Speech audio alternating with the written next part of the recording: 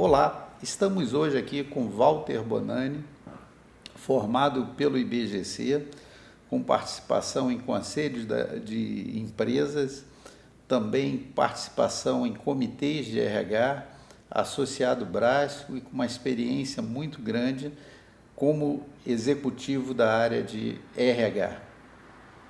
Walter, seja muito bem-vindo aqui hoje para o nosso bate-papo de RH. É só um prazer e obrigado pela oportunidade. Walter, hoje quando olhamos as empresas, a imensa maioria das empresas, ela possui uma estrutura de RH. Contudo, a impressão que temos é que o mundo está ficando cada vez mais complexo e o risco de perda de capital intelectual, essa dificuldade de retenção de capital intelectual, tem sido uma tônica muito grande nas empresas. Como que você vê isso, Walter? Eu só vejo que não é só um assunto complexo, mas ele é um assunto com pouca capacidade interna das empresas lidarem com isso.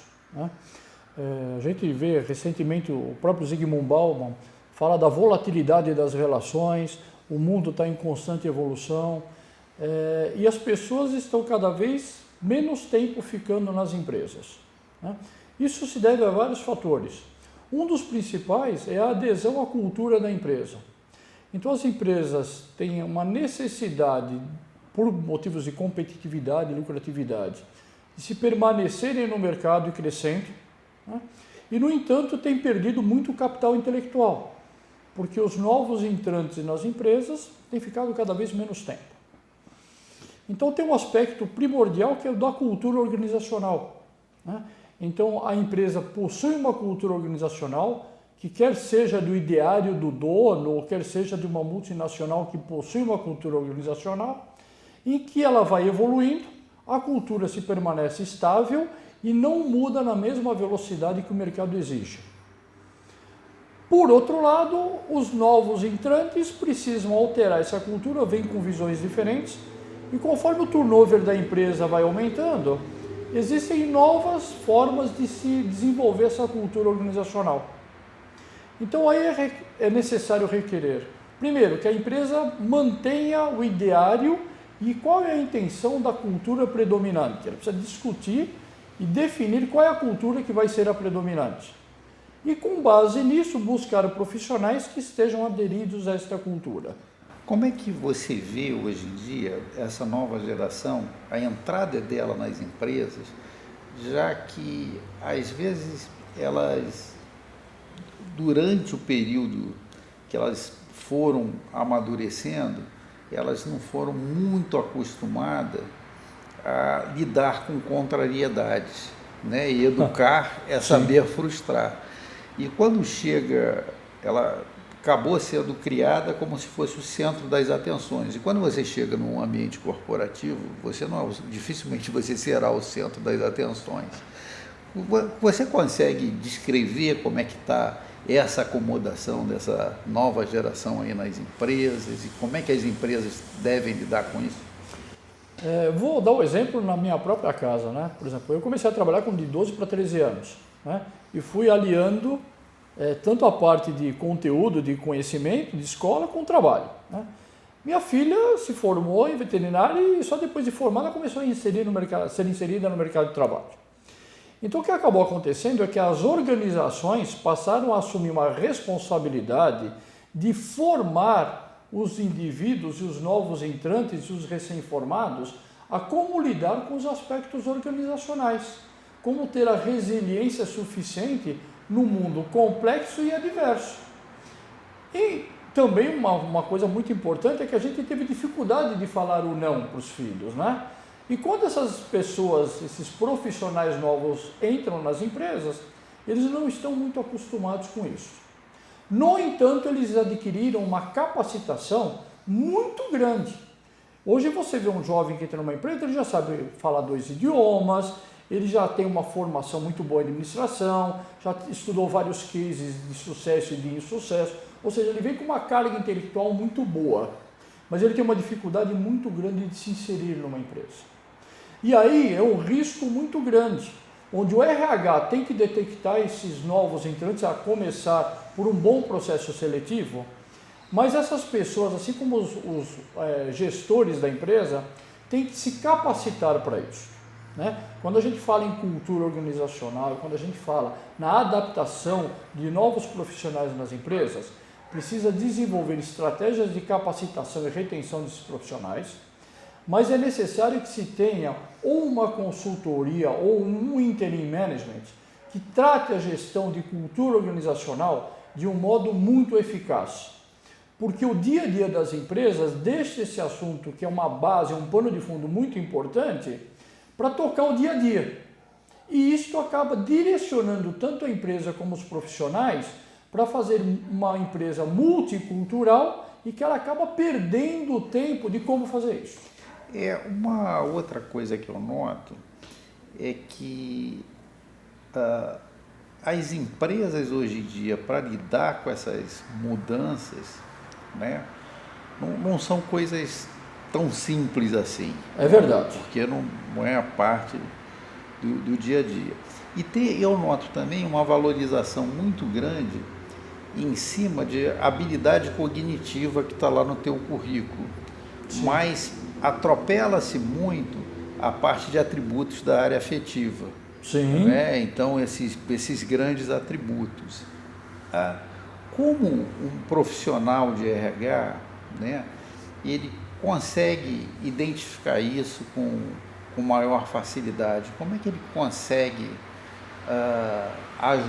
ajudar a identificar isso? É uma consultoria? Como é que ele faria isso? Ele teria como desenvolver isso dentro de casa? Como é que ele faria para identificar isso no processo seletivo? Nelson, o RH precisa entender que se ele não tiver inserido no negócio da empresa e passar a desenvolver habilidades de desenvolvimento e de implantação de estratégias, né, do negócio, ele não vai conseguir ter êxito.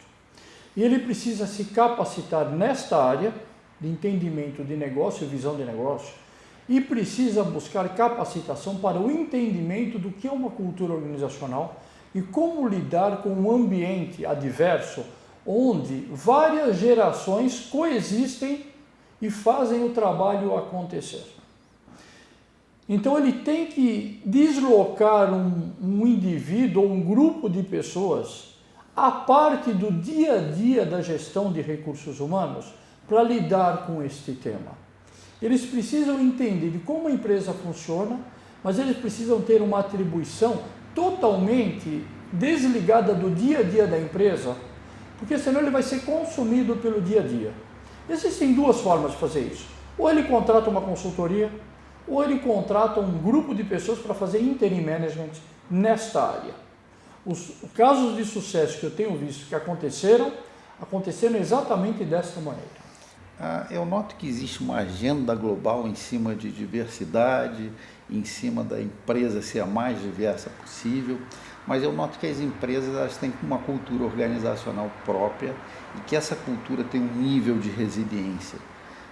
Saindo do campo da utopia e indo para o campo prático, para quem está pilotando lá a cadeira do RH, é possível abraçar o mundo e fazer da minha empresa quase uma arca de Noé, um de cada espécie diferente, ou eu consigo ser diverso, mas dentro de um espectro alinhado com a minha cultura daquela empresa? Como é que eu consigo fazer isso aí?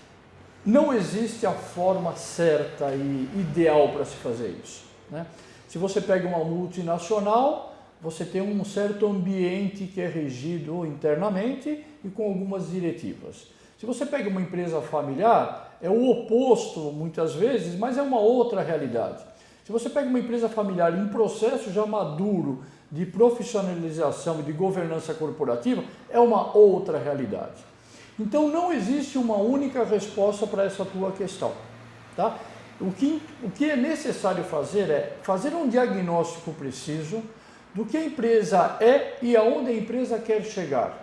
E se for o caso de uma empresa multinacional, em que ambiente ela está inserida de mercado e qual é a mudança que ela precisa fazer para se manter viva.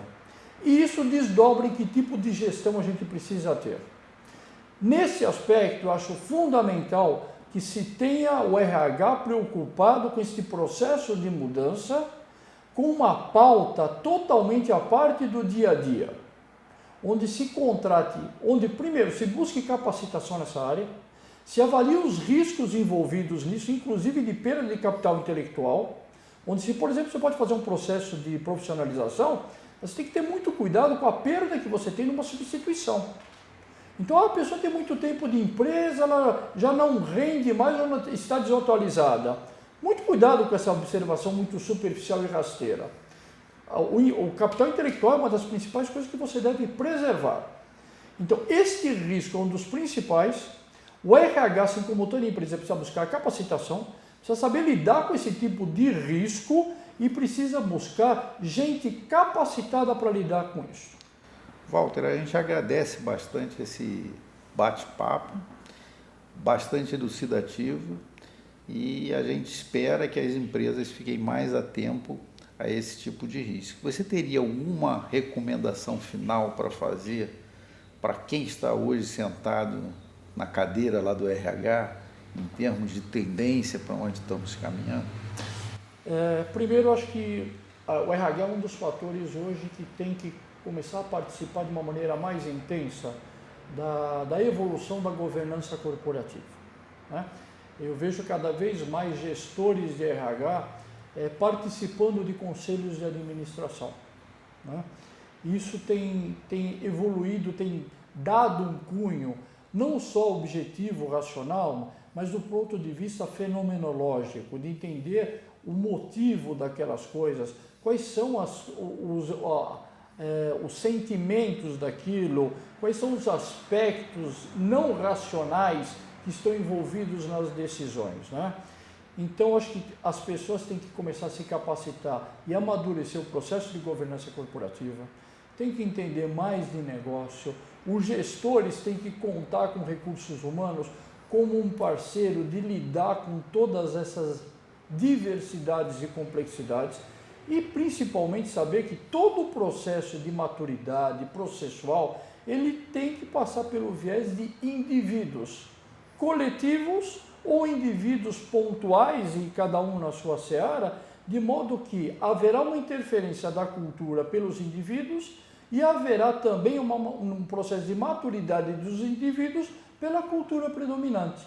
Esse balanço de como a coisa deve evoluir é responsabilidade de todos, desde a alta administração, todos os líderes e também de recursos humanos, ter esse processo nas suas rédeas. Muito obrigado pela sua elucidativa participação aqui. Esperamos poder contar de novo, né, mais vezes com você aqui no nosso bate-papo.